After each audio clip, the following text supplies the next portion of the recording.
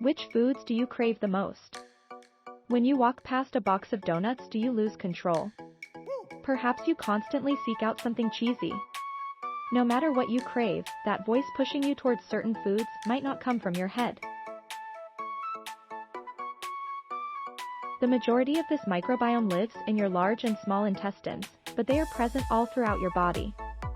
In healthy balance, these bugs all coexist, helping to manage digestion, immune response, mood, and more.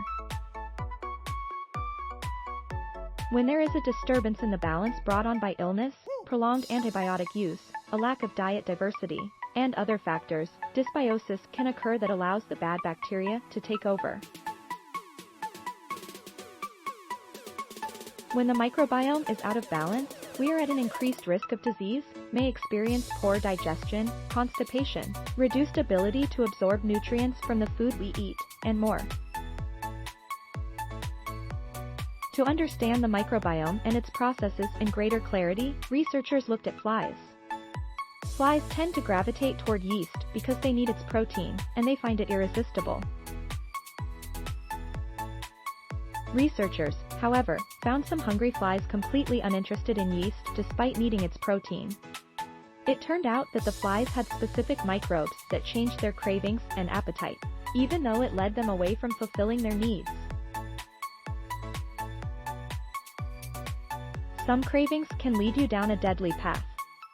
Mice infected with the Toxoplasma bacteria find the scent of cat urine irresistible.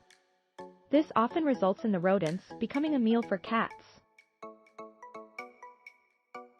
This helps the life cycle of Toxoplasma in the cat, not the mouse. The cravings seen in humans might not have such a dramatic outcome, but they can still have a devastating effect on our health over time. Animal behavior can be an indicator of how humans will respond to similar stimuli, but it is not a guaranteed match. To understand better how the human microbiome functions, scientists have gained some important insight by observing gastric bypass patients. The surgery causes gut microbiota to undergo a major shift, and this can lead to significant changes in cravings. For example, people might lose their taste for sweets or fatty foods.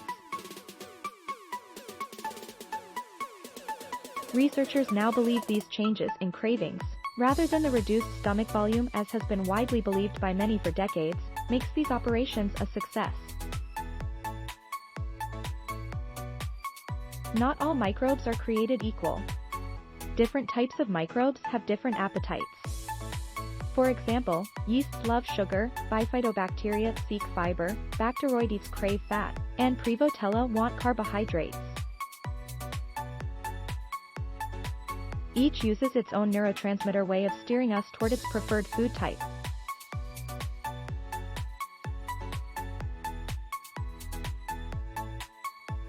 For example, some microbes will change your taste buds, increase your cannabinoid and opioid receptors, and produce serotonin or dopamine to make you feel good when you eat these foods.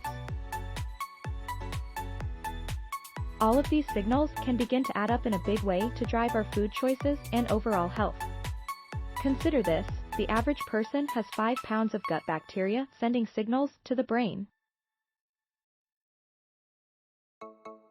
Should you give your gut microbiota what they want? Not necessarily.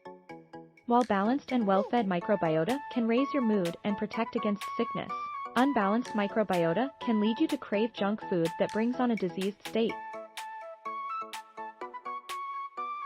Thankfully, gut microbiota have a very short life cycle, turning over roughly every half hour. This means you have more control over its composition than you might think. Your best approach, though, adds rich nutrient-dense greens and soluble fiber to your daily food intake, which will increase your microbiota diversity by extension. This diversity will stop one bully a microbe from taking over and controlling the pack.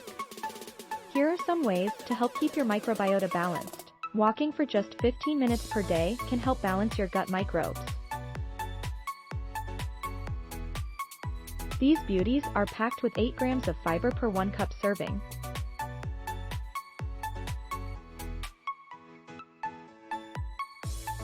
Thanks for watching.